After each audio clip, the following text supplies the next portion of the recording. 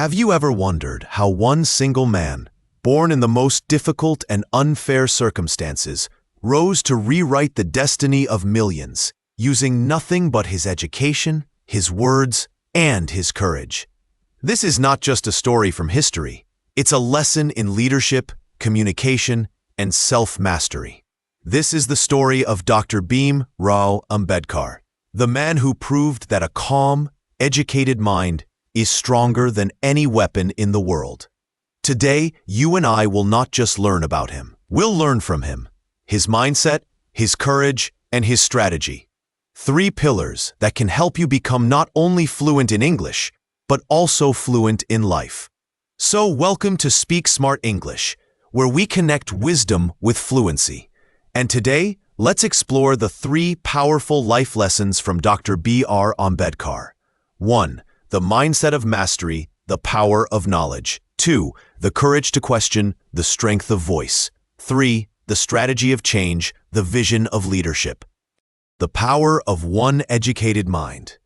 Imagine a boy in the early 1900s sitting outside a classroom because the teacher wouldn't let him sit with others. He is not allowed to drink from the same water pot. He is told he doesn't belong there, that he is untouchable. Most children would give up. Most would stop dreaming. But not him. That boy decided that if society wouldn't open its doors, he would build new doors. With education, with logic, and with his pen. That boy was Bhim Rao Ambedkar. And his story is not just about caste or politics. It's about mindset. It's about how education can turn pain into power. From darkness to dignity, Dr. Ambedkar was born on 14th April, 1891, in a small village called Maho in central India. He was the 14th child in a poor Mahar family, a community that was treated as untouchable under the old social system.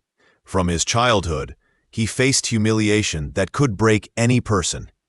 He was not allowed to sit in class with upper caste students.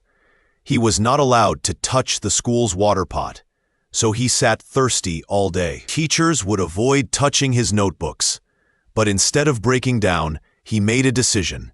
I will study so much that one day the world will have to listen to me. And he kept his promise.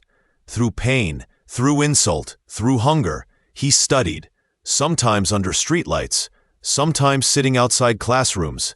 He developed one unshakable belief: education is the only path from slavery to strength.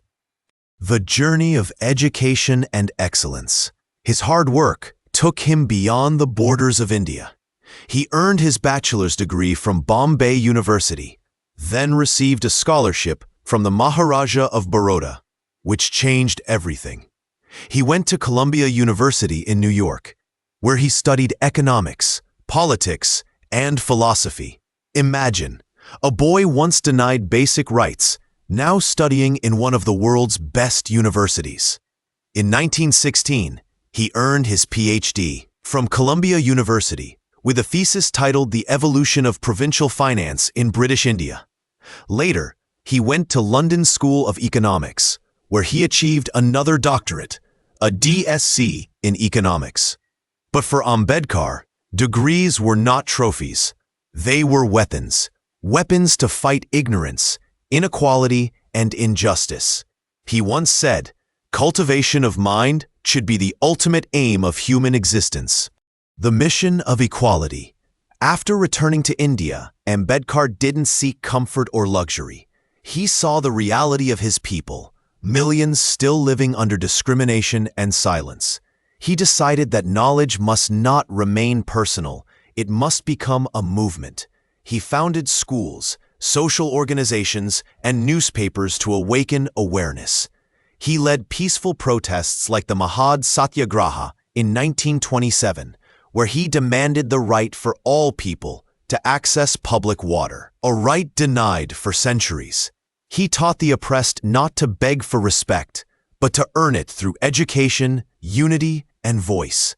He said, "Be educated, be organized, and be agitated, not with violence, but with reason." And in that single sentence, he gave India a blueprint for change. The man who wrote the nation's future. In 1947, when India gained independence, Dr. B.R. Ambedkar was chosen as the chairman of the drafting committee of the Indian Constitution. Why him? Because he was not only intelligent, he was just. He understood the pain of discrimination and the power of equality. He wrote a constitution that gave every Indian the same rights, regardless of caste, gender, or religion. Think about it. A man once denied entry into classrooms became the architect of a nation's freedom and justice. That's not destiny. That's discipline. A message for you, the power of transformation.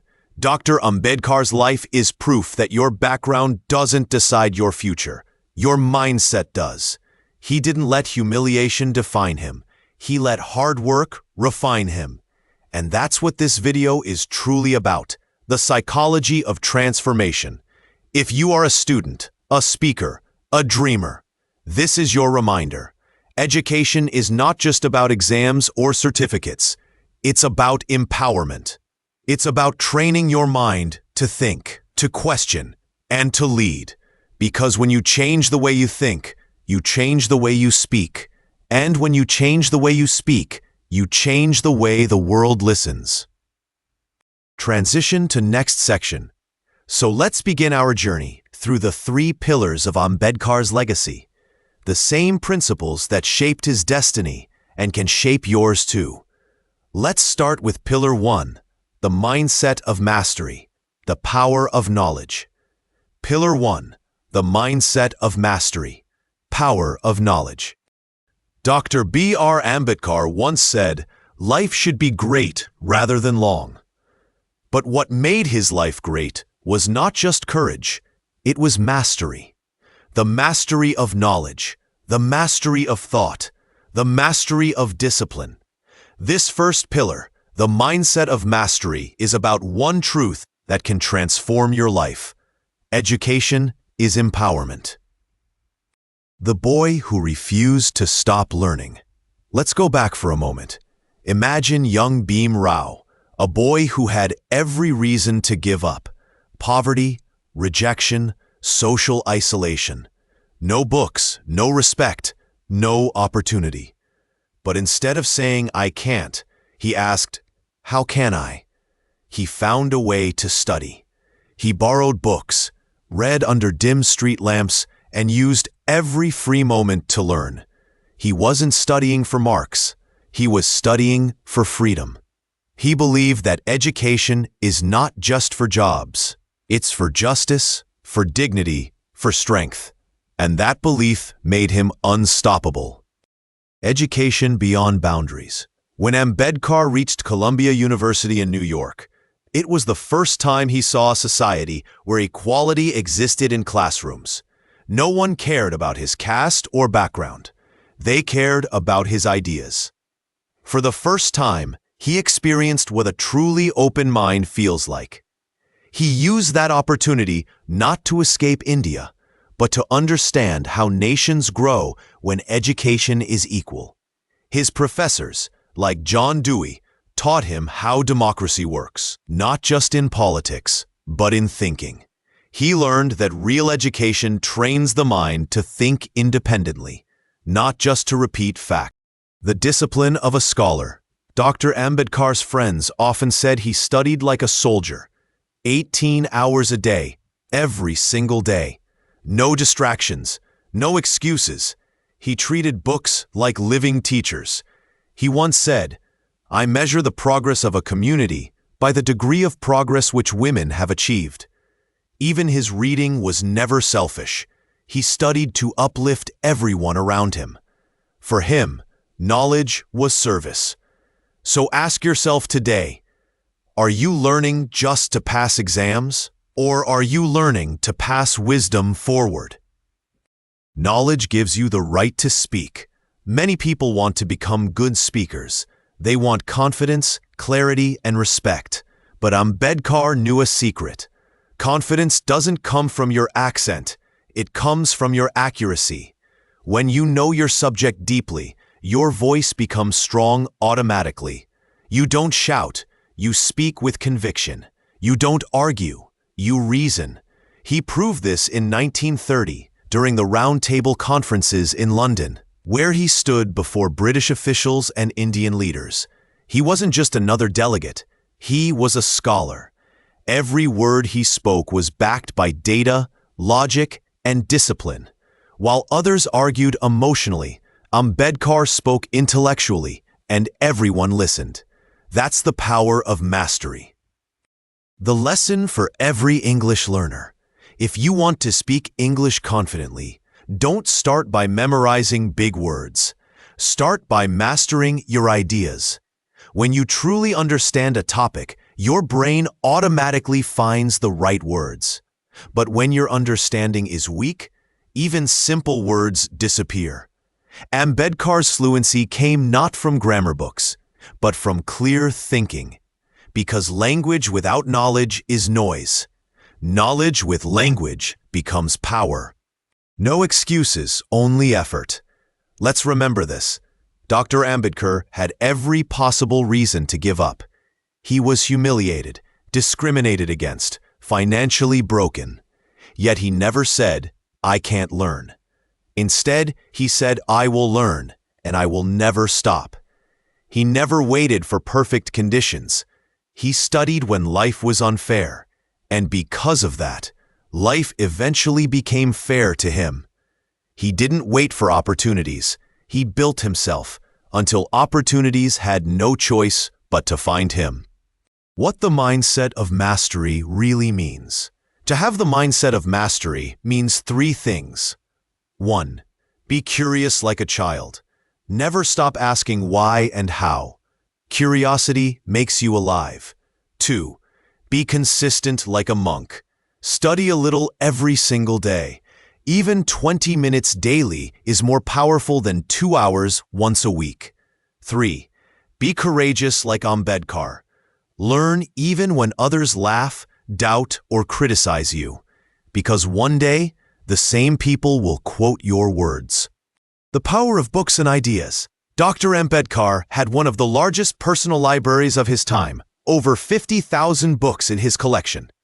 He used to say, "A great man is different from an eminent one in that he is ready to be the servant of society." He read not to look intelligent, but to make society intelligent. He used education as light to remove the darkness of ignorance. And that's what you can do too. Because in today's world, knowledge is everywhere, free and open. But it will only help you if you consume it with discipline. Don't scroll, study. Don't compare, concentrate. That's how you develop mastery. Your takeaway: master your mind, and the world follows. Before we move to the next pillar, let's pause for a moment. Ask yourself, what am I truly mastering in life right now? Do I know enough to speak with authority? Am I learning for marks or for mastery? Dr. Ambedkar's first pillar teaches us that knowledge is not about degrees, it's about depth. And depth doesn't come overnight, it comes from daily effort. He turned pain into power through learning. And if he could do that in the hardest times, then what excuse do we have today? Transition to next part. Now that you've understood the mindset of mastery, it's time to discover something equally powerful. The second pillar that defined Ambedkar's journey. The courage to question. The strength of voice. Because education without courage is incomplete. Let's explore how Ambedkar transformed fear into fearless expression. Pillar 2. The courage to question. The strength of voice. Education gives you the power to think, but courage gives you the power to speak. The second pillar in Dr. Ambedkar's philosophy is the courage to question.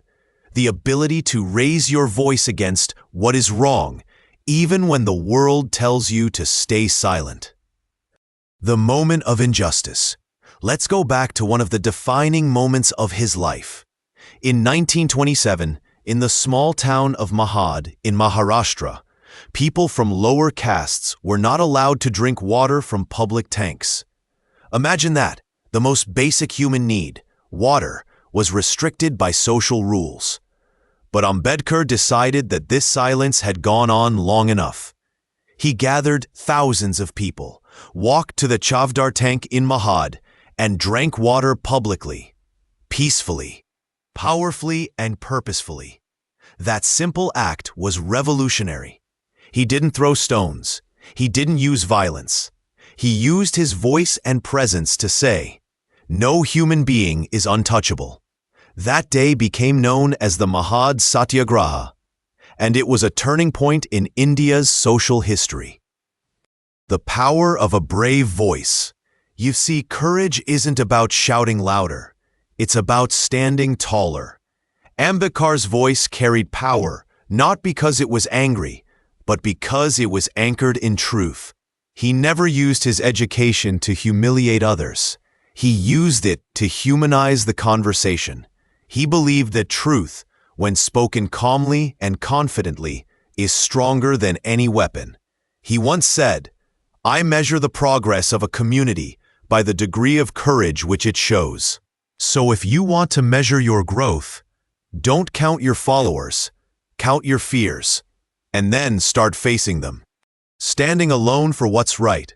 Courage for Ambedkar often meant standing completely alone. When he spoke for women's rights, many of his own supporters criticized him. When he spoke for workers, industrialists turned against him. When he spoke for equality, even religious groups rejected him. But he never changed his stand just to please people. He believed that truth doesn't need popularity. It needs persistence. He showed us that leadership is not about being liked. It's about being right, ethically, intellectually, and spiritually. The inner strength behind courage. What made him so fearless? It wasn't anger, it wasn't ego, it was clarity. He was clear about his values. He was clear about his mission.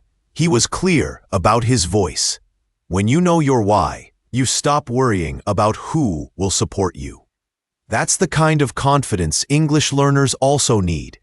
The courage to speak, even when your English isn't perfect, even when people judge your accent or grammar. Because courage in communication is not about flawless English, it's about fearless expression. How Ambedkar redefined leadership. After the Mahad Satyagraha, Ambedkar didn't stop. He went on to lead the temple entry movement, fighting for the right of every person to enter places of worship. He founded newspapers like Muknayak, the leader of the voiceless, to give a voice to those who had none. He started organizations and educational institutions so that others could learn to speak for themselves. He didn't want followers. He wanted thinkers. He didn't want sympathy. He wanted strength. That's true leadership, not building a crowd, but awakening a community. Nonviolence with conviction. Ambedkar's courage was peaceful, but not passive. He believed in nonviolence, but with direction. He respected Mahatma Gandhi's call for peace, but he also reminded the nation that peace without justice is just silence. So he taught people how to argue without anger and how to speak without fear. That's why his words carried weight, because they were calm, clear, and courageous. He showed the world that the most powerful revolution can begin with the most peaceful sentence. Lessons for modern learners. In today's world, you and I face a different kind of injustice, not social, but internal. We silence ourselves because we fear judgment, we fear mistakes, we fear rejection. But Ambedkar's second pillar tells us, speak anyway. If you don't use your voice, someone else will speak for you. And if they speak for you, they will define your life. So whether you're speaking English for the first time or presenting in front of a crowd, remember this. Don't aim to be perfect. Aim to be authentic. Authenticity builds respect. Fear only builds regret. How courage builds confidence. Courage is not the absence of fear. It's the decision that something else is more important than fear. For Ambedkar, truth was more important. Equality was more important. Justice was more important. That's why he never waited for support. He became the support. And that's exactly how confidence grows. Not when people clap for you, but when you clap for yourself after doing what's right. So, the next time you hesitate to speak in English, remember Ambedkar, a man who spoke against centuries of injustice with calmness, clarity, and class. The true meaning of voice. Where voice is more than sound. It's your identity. It's your freedom. When you stay silent in fear, you don't just lose words, you lose yourself. Ambedkar's life teaches us that one voice, if grounded in truth and courage, can awaken a sleeping nation. He didn't just change laws, he changed minds. And that's what real courage does. It moves from heart to heart, silently yet powerfully. Your takeaway: speak for what matters. Before we move to the next pillar, remember this. Dr. Ambedkar's courage wasn't inherited. It was practiced. Every speech he gave, every law he wrote, came from years of discipline, not desire. So whenever you hesitate to speak, whenever you doubt your worth, whenever you fear failure, remind yourself of this truth. If Ambedkar could speak against centuries of injustice, you can surely speak one sentence of truth. Transition to next section. Now that we've learned the power of courage, it's time to understand how Ambedkar turned that courage into action. Because courage without strategy can burn out, but courage with strategy can build nations. Let's move to Pillar 3, the strategy of change. How to turn ideas into action. Pillar 3, the strategy of change from ideas to action. Courage without direction can become chaos, but courage with strategy creates change. And that's what made Dr. Bhimrao Ambedkar not only a scholar or reformer, but a true architect of transformation. The third pillar of his life was the strategy of change. How to turn your ideas, knowledge, and courage into real, lasting impact. The power of strategic thinking. Most people react to problems emotionally, but Ambedkar approached every problem strategically. He didn't fight people, he fought systems. He didn't use anger, he used awareness. He didn't destroy, he rebuilt. That's why his change lasted. He once said, "Cultivation of mind should be the ultimate aim of human existence. And to cultivate the mind, you need a plan, a process, a path." His three-step process became his life's philosophy: educate, organize, and agitate. Step 1. Educate. Ambedkar believed education is the seed of every revolution.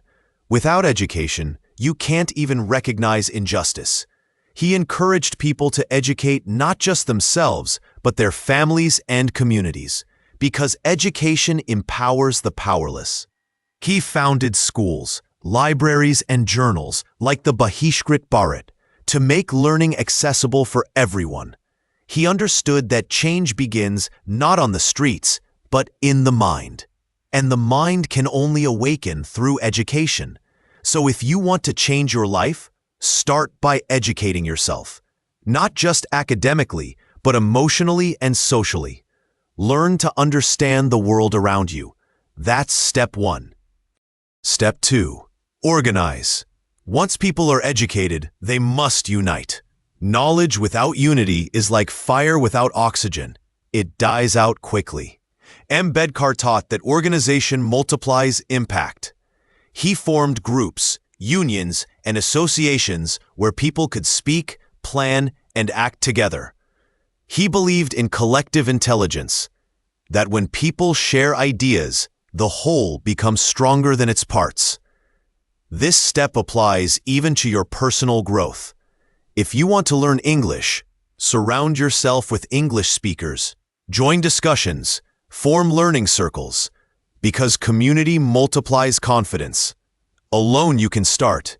Together you can succeed. Step 3. Agitate, peacefully and purposefully. The word agitate here doesn't mean violence or anger. It means raising your voice peacefully to demand what is right. Ambedkar said, "Educate, organize, agitate. That's my message to my people." He wanted people to question outdated systems, to speak up with reason, not rage. He knew that silence is the partner of injustice. If you don't speak, the wrong continues. But if you speak wisely, the world listens. That's how he changed India. Not through war, but through words. Not through force, but through facts. That's the true strategy of change. Building a nation with vision. When India became independent in 1947, Dr. Ambedkar was chosen to draft the Indian Constitution, the foundation of modern democracy in India. Think about it. The boy who wasn't allowed to enter a classroom was now writing the rules for the entire nation. He used his education, logic, and moral vision to build a system where every person, regardless of caste, gender, or religion, had equal rights. He believed that true freedom is not just political, it's psychological and social. He said, "Political democracy cannot last unless there lies at the base of it social democracy." That means laws can't create equality unless people believe in it. So he didn't just write a constitution. He wrote a mindset for future generations. Why strategy matters more than struggle. Dr. Ambedkar faced criticism, loneliness, and exhaustion. But what kept him going was his clarity. He knew every struggle must serve a strategy. Many people fight endlessly and still feel stuck because they react without direction. Ambedkar never wasted his voice on meaningless battles. He chose his causes, prepared his logic, and presented his truth. That's what made him a leader, not just a rebel. And that's what you can learn too. Whether in your studies, career, or English communication, don't fight everything. Focus on what truly matters. Plan your growth. Then take consistent, intelligent action. The legacy of transformation. Ambedkar's legacy is not just statues or slogans. His real monument is the mindset he left behind, a mindset of clarity, courage, and change. He proved that one educated mind, when guided by purpose, can reshape an entire civilization. He transformed social pain into national pride. He turned rejection into reform. And most importantly, he turned silence into speech. Conclusion: how these lessons help you speak English and succeed in life. Now let's connect this with you, the learner, the dreamer, the speaker. You might wonder, how can Dr. Ambedkar's life help me in learning English? The answer is simple. Because English, like leadership, is not just a skill, it's a mindset. Let's see how the 3 pillars guide you. 1. Pillar of mastery. Learn with depth. Don't just memorize grammar. Understand how language works. Read, listen, and speak daily. When you build knowledge, fluency follows automatically. Remember, accuracy builds confidence. 2. Pillar of courage. Speak without fear. Don't wait for perfect English before you speak. Perfection is not the goal. Communication is. Speak bravely, make mistakes, learn from them. The world respects authenticity, not hesitation. 3. Pillar of strategy. Practice with purpose. Have a learning plan. Decide what you'll learn each week. Vocabulary, pronunciation, or public speaking. Join English communities. Use free resources and challenge yourself. Don't wander. Work with direction. Because strategy turns ordinary practice into extraordinary progress. Final reflection. Dr. Ambedkar's story is not just India's story. It's the story of every human being who dares to rise above circumstances, who learns, questions, and transforms. So remember this: when you master your mind, you master your life. When you use your voice, you inspire others. And when you act with strategy, you create change that lasts. That's what Ambedkar did. That's what you can do too. If this story inspired you, don't just stop at listening. Start living these lessons today. Educate yourself beyond textbooks. Organize your thoughts and goals. Agitate for your dreams with calm determination. And every time you speak in English, remember, your voice is powerful, your mind is capable, and your words can change the world. This is Speak Smart English, where knowledge meets courage and words become wings. Subscribe, share, and let's grow together as fluent, fearless, and forward thinkers.